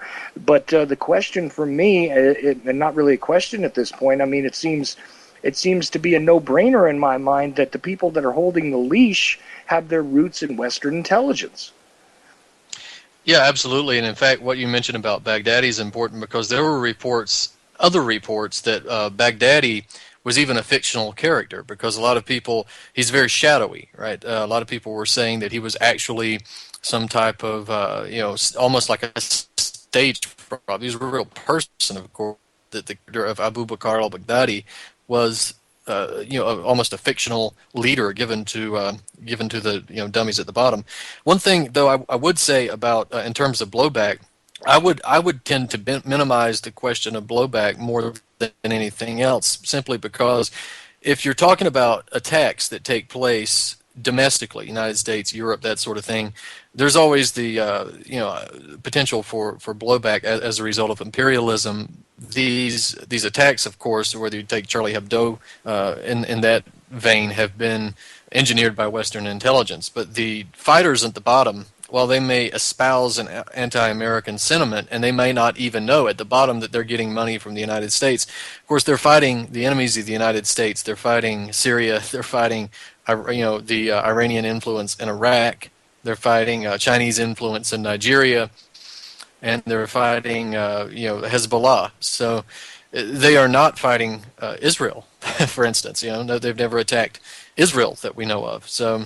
In fact, Israel has been providing them with medical care for some time. So That's what I'd have to say in terms of the blowback issue. I tend to minimize that because if the United States obviously was concerned about any kind of terrorist attack taking place in the United States, it quit funding the terrorist organizations that might commit them and arming them and giving them direction on the ground. Well, yeah, and that's the counterintuitive nature of this whole thing is that it almost seems as though, we want to make sure that we propped up the boogeymen so that we do have an enemy to fight, so that we do place, various portions of our supposed national, what can I say here? Portions of things that are in our interest, we place them in a precarious situation here by continuously funding those that might have an agenda to come after us. I mean, it just seems like insanity. Like you wouldn't want to, to fund your enemies, as a general rule of thumb. I mean, I know it sounds weird to break it down to that, but that is literally what is happening here. And I wonder how it is that, the majority of the American public has not picked up on this yet. No, the majority of the American public believes the ISIS is 10 foot tall and that it represents a force that's probably going to invade at some point. It's really silly. The ISIS forces have been getting their heads handed to them by the Syrian army for some time. There have been some setbacks in the field with the Syrian army, but I wouldn't really exaggerate them like the media has. For instance, in Palmyra recently, that there's more to it than that, but. This is sort of the British model of funding your, one group of people to fight your enemy, and of course this is really the Brzezinski strategy, right? This is the leading from behind proxy war type of strategy that Brzezinski's been known for since the 1970s. So it's not really all that new. In fact, the creation of the Muslim Brotherhood, for instance, goes back to the same type of strategy where it's been used to use some type of a group of individuals that you yourself fund to fight your opposition. And that this goes back some time. Well, yeah, and and then again, the weird thing that I'm watching regarding this whole situation, because you're stating that the ISIS forces are getting their heads handed to them, but the pronouncements again from the mainstream are these constant ideas that they're achieving victory in various places all over the map, that they're actually kind of winning the war in Iraq. I mean, is that just a vehicle to sort of whip up public sentiment so that we can support the idea of beating them back because they are this great boogeyman once again? I mean, is that really what you think the purpose of it is? I mean, because that's where I'm led to believe that that's exactly what it is to continue on with the the war on terror. I mean, Al Qaeda is now no longer it's headless basically, post Bin Laden slaying, the alleged Bin Laden slaying, right? And of course this is the new boogeyman that we need to make sure we fight them over there so that we don't have to fight them over here. That old catchphrase. I mean, is that really what we're looking at here? Or, I mean, is there something else going on? Because this is where I start to look at it and say to myself sometimes, the great distraction, the weapon of mass distraction is usually there, as exactly that, the great distraction to keep you from looking behind the curtain of what's actually happening. I mean, how do you feel about that? I'm sorry, can you hear me, Chuck? Yeah, I'm sorry. Okay. We might still be having minor communication Yeah, I think so. issues. What I'm saying is that it seems to me as though they put on this great stage show to to sort of keep people distracted from what the greater issues are at the moment, and playing on that sentiment in the public's mind that we'll need to fight them over there so that we don't wind up having to fight them over here. I mean, is that just the setup for yet another? I don't know, not necessarily 9/11 style attack, but something where we see, various incidents rise up here that'll lead to us needing to, give over more of our personal liberties in this country. I mean, you see where my mind goes on this stuff. And again, I'm, the guy that's not taken so seriously. I wanted to pass it through your more serious and learned mind to, to get an idea of exactly how crazy I am regarding, what my feelings are after observing all this stuff. Well, for one thing, ISIS, it's not headless. Bin Laden was not considered the head of it for some time. Baghdadi's actually considered the head of it still. The idea, though, with the media consistently presenting the victories on the ground as major ISIS victories day after day after day, this is simply propaganda, and it's used because this is a type of propaganda that I've talked about before, called mind war, and that's a theory of propaganda that it's much older than this, but it was documented in a report called Mind War by Paul Vallely and pedophile Mike Aquino in the U.S. Army in the 80s. But essentially what this is presenting the air of inevitability. Now, some of this is meant for Middle Eastern audiences, but it's also meant to scare the wits out of the American people, that there's a terrorist hiding under every bed, under every coffee table, and that they're essentially taking over the entire Middle East. And the average person has no concept of what the Middle East looked like or what it looks like today, because they don't understand Islam, they don't understand the nuances of the area, so they kind of assume that virtually all of the Middle East is made up of terrorists. So, but yeah, you're right about that. Part of it is building up this boogeyman for us to expect some type of terrorist attack here. And I can tell you what I've seen from the media is that they're building up not just for a terrorist attack domestically, but a major terrorist attack domestically. We've seen people like Lindsey Graham, who's from South Carolina. He's from my state, and I will apologize to everyone for that. I had nothing to do with it, I promise. But who's saying that they could blow up a nuclear, if we don't bomb Syria, that they could blow up a nuclear bomb in Charleston Harbor. And we've also seen a number of other senators and Congress representatives saying the same thing. We've seen movies that present this as well. And this is the same kind of thing that we saw before 9/11, where it was presented to us in predictive programming style, saying that there was going to be a terrorist attack, even pinpointing planes going into towers at some point with a TV show whose name I can't remember, The Lone Gunman, I The believe. Lone Gunman, yeah, that's what it was. So we're seeing this flurry of movies and television shows pointing out how there's going to be a nuclear terrorist attack inside Europe or the United States or both. And in the vein of bringing in nuclear weapons on trucks and detonating them in major cities. And of course, Dick Cheney said the same thing. So all of this, I think, is gearing people up to some type of major terrorist attack. And once that happens, then what's left of your civil liberties, that tiny little shred of civil liberties that has survived after 9/11, will be gone immediately. But just to go back overseas for a minute, I would point out that just look at this situation in Palmyra. This is the ancient city in Syria where ISIS has recently taken over, and the Western media is presenting this as a strategic victory for ISIS. ISIS has taken over this major city in Syria, and they're now in control of it, and the Assad government is losing ground.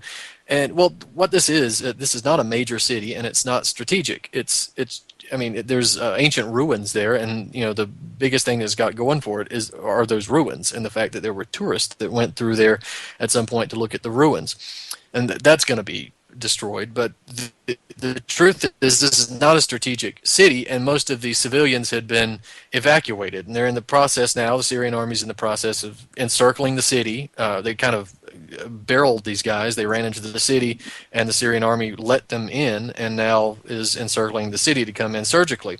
They're not telling you that in the mainstream media. They're just telling you that ISIS has taken over, right? And this is what you hear over and over. This is being broadcast to Middle Eastern audiences, is being broadcast all across the world from American media outlets that are trying to present this sense of inevitability that ISIS will win. That's going to break the spirit of the Syrian Iraqi people. It's gonna break the spirit of anybody who's opposed to this imperialist agenda that even slightly understands it. And it's also going to provoke fear in the minds of the people who actually believe this stuff. That ISIS is this big, shadowy group of 10-foot tall supermen who are going to come over here and impose Sharia law. Well, see, So, and I was also struck by the fact that, remember when the 9/11 dedication of the, the monument there in New York City, and there was the bringing in of the remains, the unidentified bags of remains in those boxes, and they were interred there in an underground part of the 9/11 memorial. During that time when there was family members protesting with the black tape over their mouths over the fact that they had not been heard about what to do with these remains, et cetera, right? Of course, during that speech that Obama had after that, he mentions the possibility of a dirty bomb being utilized in New York City. This has been gradually sort of introduced into the discourse publicly over and over again, that the dirty bomb possibility, the fact that they'll hit us again, the that idea. And then when you couple it with this great boogeyman, like you said, they're sort of misrepresenting what's going on, from a strategic standpoint on the ground over there. It all sort of feeds into the same thing, where it's like, be very afraid. These guys can do very dangerous things. They are formidable as military opponents. They are extremely, impossible to reason with. It reminds me very much of growing up during the time when the Soviet Union was the great boogeyman, and I say this all the time, and people go on being silly about it, but that was the truth. We were constantly given the idea that at any point in time we could be faced with that Red Dawn scenario. And that movie came out, during the time when I was younger and quite a bit more impressionable, and hey, there was even a point at which I believed that this was a possibility, even though it made no strategic sense for the Soviet Union to do so, even utilizing the Cuban assets and all these other things that they brought up during that movie, the first run of that movie, and the idea that propagated. And here we are again, right, with this same sort of idea, except this time there's no nation state that you can sort of tie it to, so we couldn't just simply nuke a nation off the planet, like they used to tell us, or like they used to discuss all the time. Why don't we just completely wipe out this nation? That'll be the end of our problems. Because this is a continuously elusive, sort of loose band of individuals who seemingly score these great military victories, who seem to be causing and wreaking havoc all throughout a region that, in all honesty, it is the United States military which has thrown the region into chaos and has balkanized, the nation state of Iraq, plus caused all sorts of residual damage throughout the region. And meanwhile, again, I remember back that Syria was one of the great axis of evil targets a long time ago, wasn't it? it was, and of course you have the Project for a New American Century that listed the nations that were going to have to be taken out, and especially for the benefit of Israel, and that was one of the countries. This has been talked about for some time.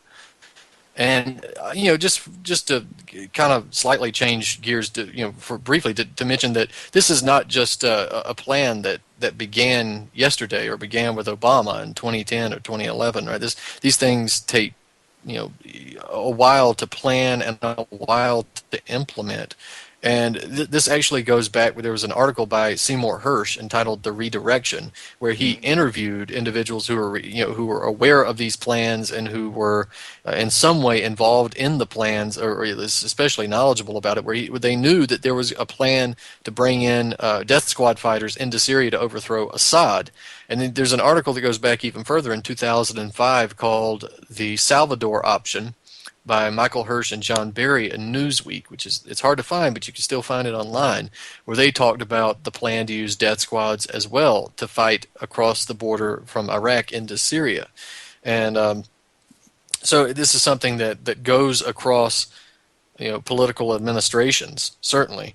And the idea that Syria would have to go was something that was known for some time. Even Wesley Clark mentioned this before whenever he made that statement on national TV, which I would imagine Wesley Clark would probably regret making. I don't think he really had a problem implementing these policies, but he made the statement that the countries that were going to have to go were Iraq, and they were going to be Syria, and then they were going on to Iran and Libya, of course, that was mentioned as well.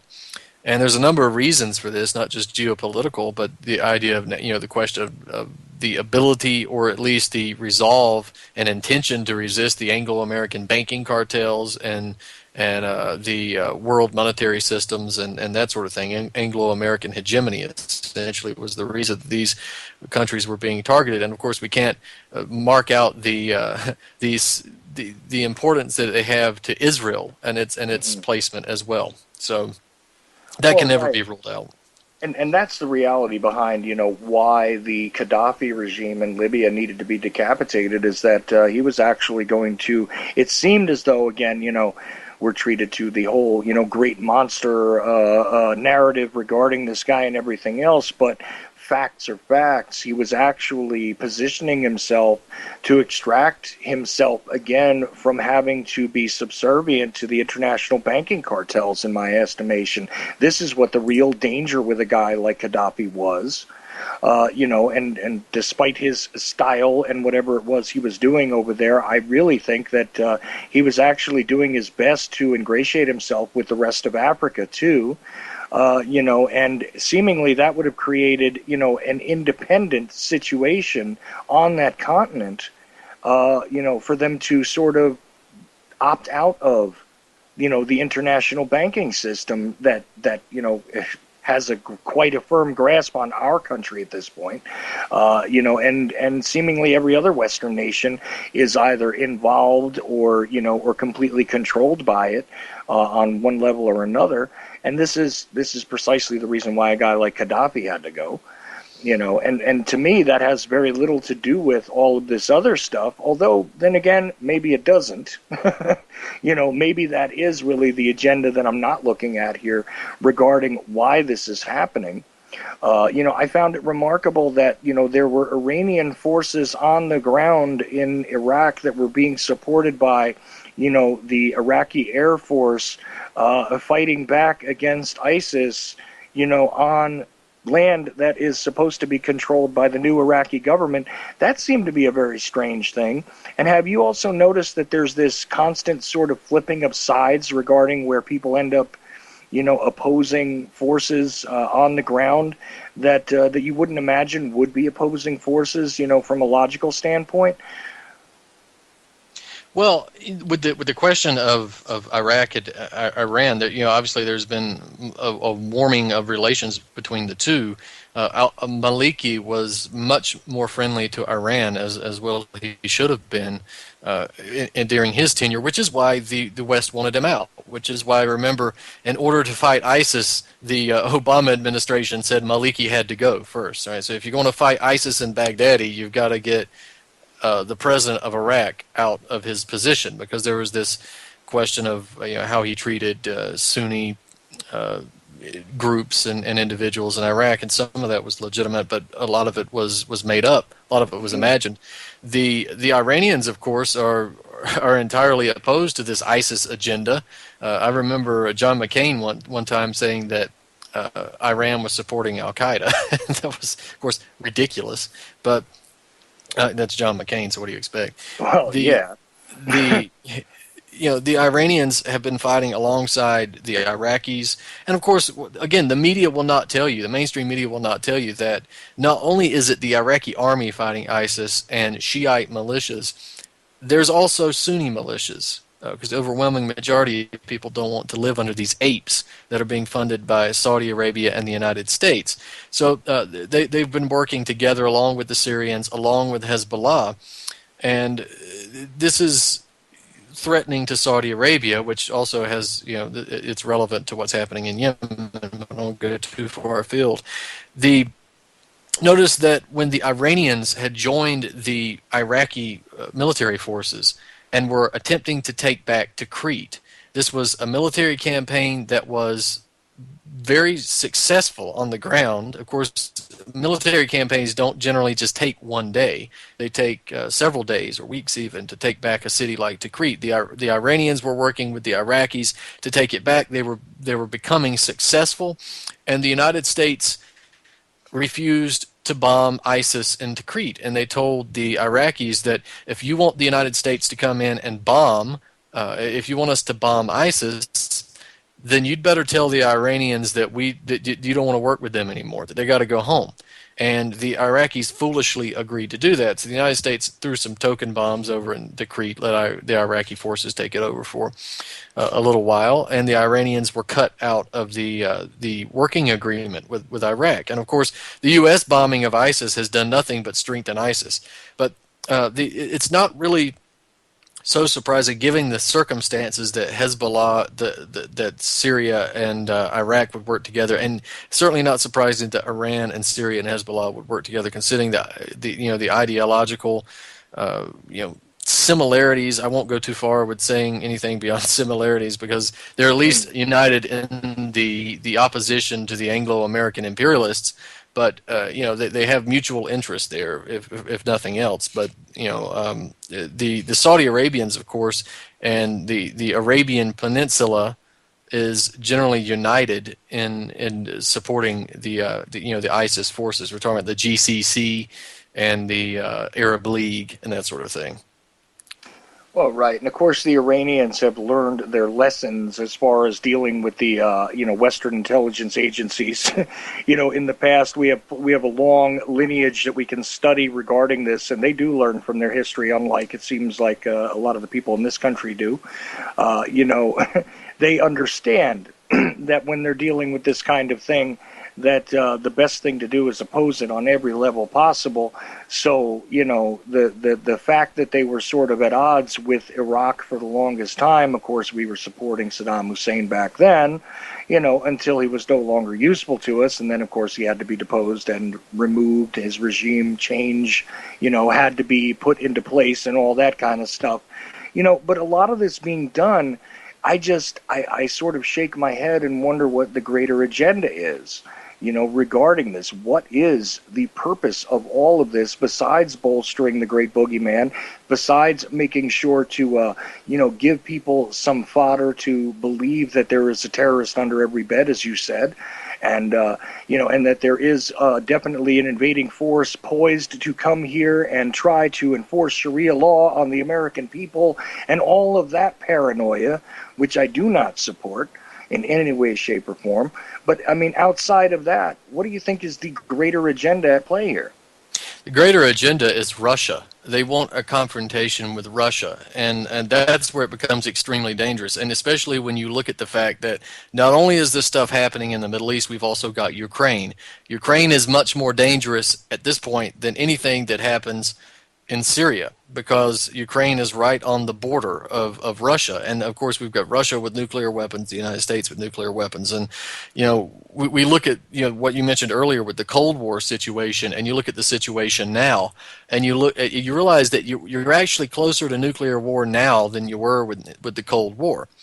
And the goal here, and again, you can look at Zbigniew Brzezinski's book, The Grand Chessboard, and you can see this explained in relative depth. The idea here is to break not just the Iranian arc of influence with Syria and Hezbollah and that sort of thing. It's not just to end the Libyan resistance to the world banking oligarchy. It's not just to eliminate Israel's enemies.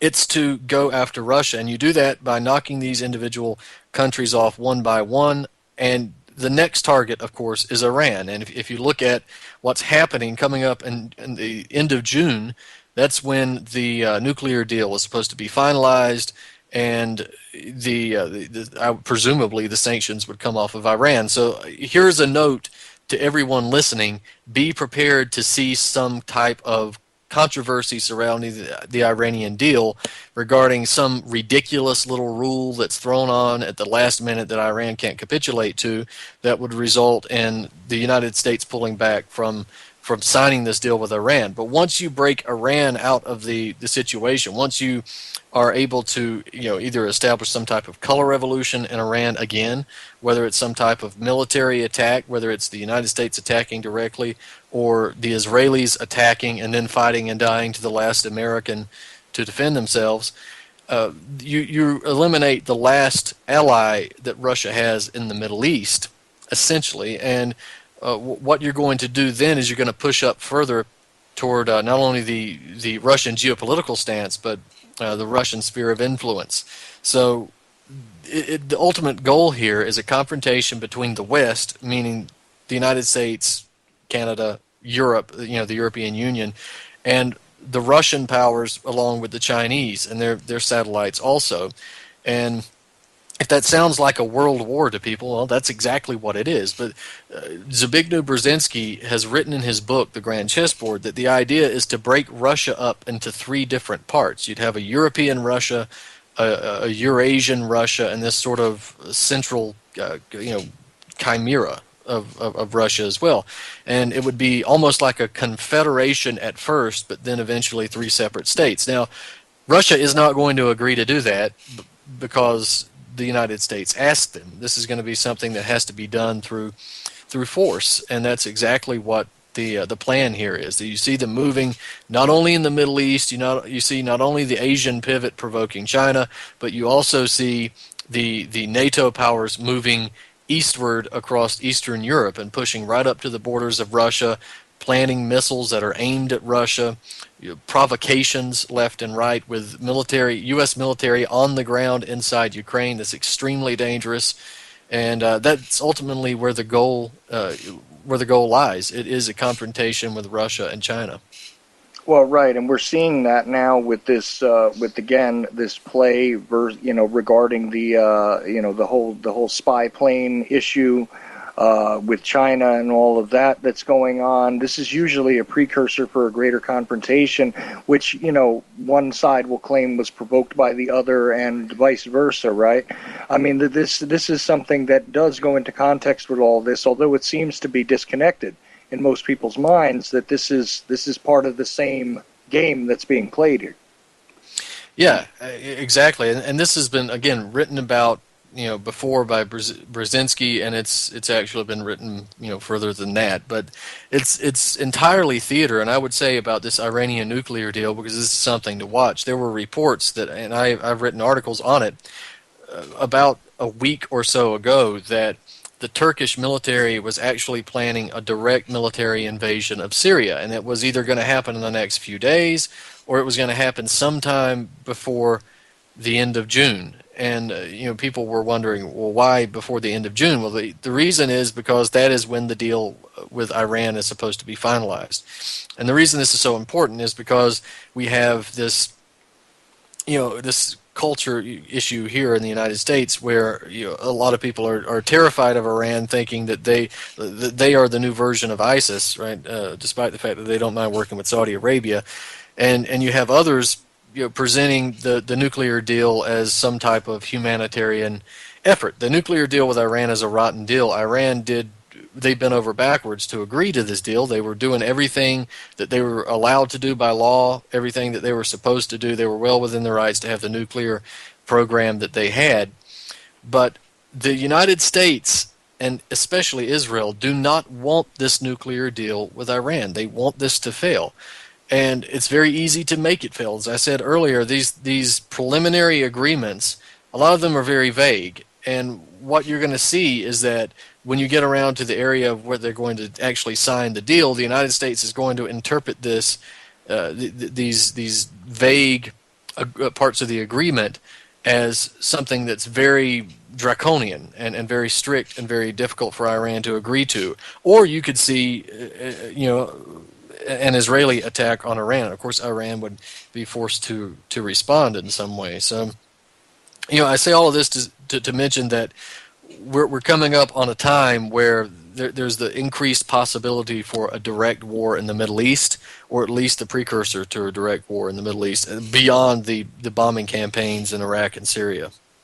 Well, right, beyond this sort of, almost, I don't know how to put it, but sort of like this shallow campaign that has occurred thus far, there may actually be a very serious hot engagement, and that could provoke this greater confrontation that you're mentioning between the Russian Federation, the U.S. powers, and of course the involvement of China. I think all of that is exactly where we're going on this. I wanted to get your take on it, but this is exactly how I see the game being played.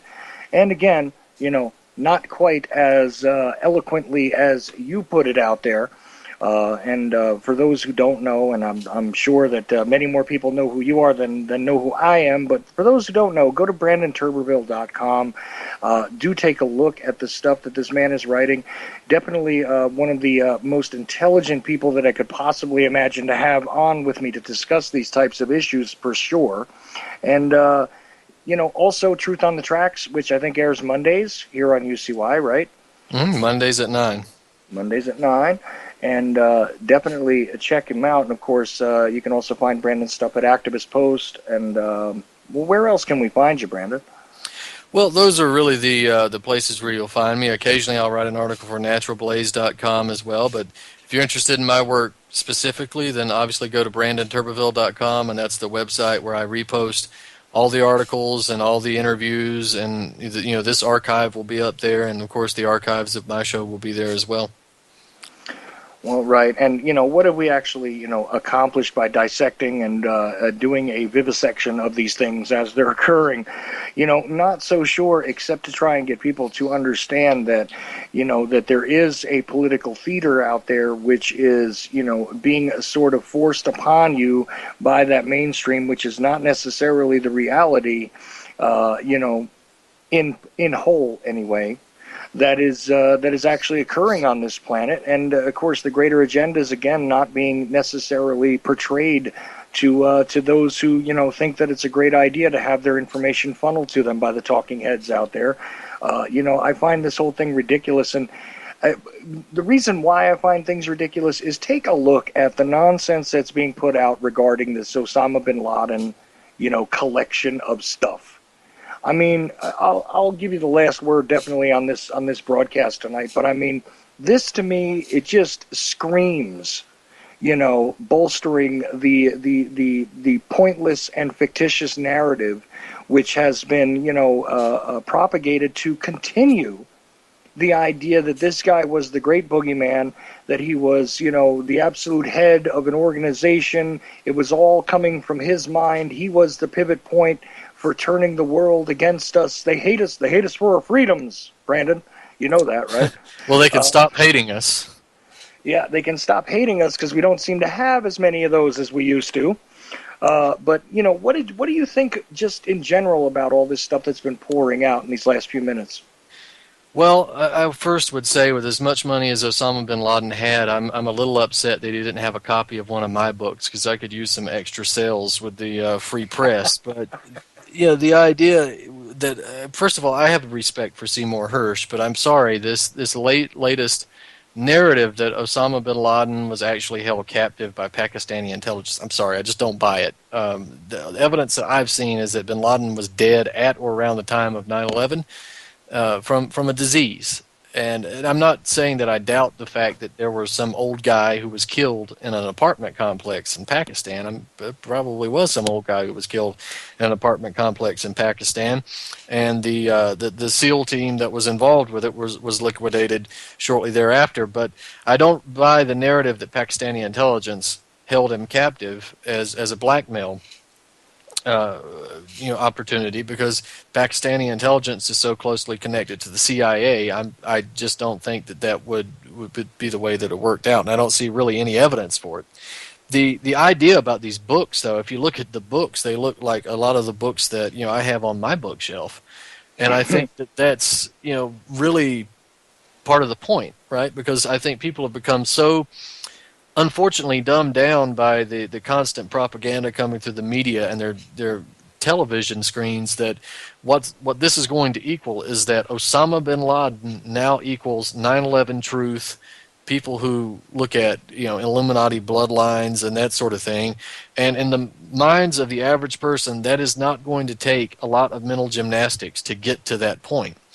I've heard some pretty wild and crazy things coming out of people who stare at these outlets all day, and this is probably just one more narrative to show how that people questioning the official story are aiding and abetting terrorism, in my opinion. So. Yep, and I happen to share that opinion. And again, thank you, Brandon, for joining me, and also thanks to my first-hour guest, Frank Gregory Ford, who's an interesting guy in and of himself. But go check out BrandonTurberville.com. Of course, Truth on the Tracks, which airs here on Mondays at 9 p.m. on UCY.tv. And I want to thank you, anybody who decided to pick this up further on down the line or through the live stream, any which way that you did on YouTube, whatever, for listening to the Ochelli Effect. And we are just about done. I just wanted to say thanks again, Brandon. And like I said, you know, there's always more to the story than you might think, and sometimes there are other purposes involved in pushing certain pieces of information onto the American public. You're being deceived for various reasons. Try to think for yourselves and don't allow them to dictate what it is.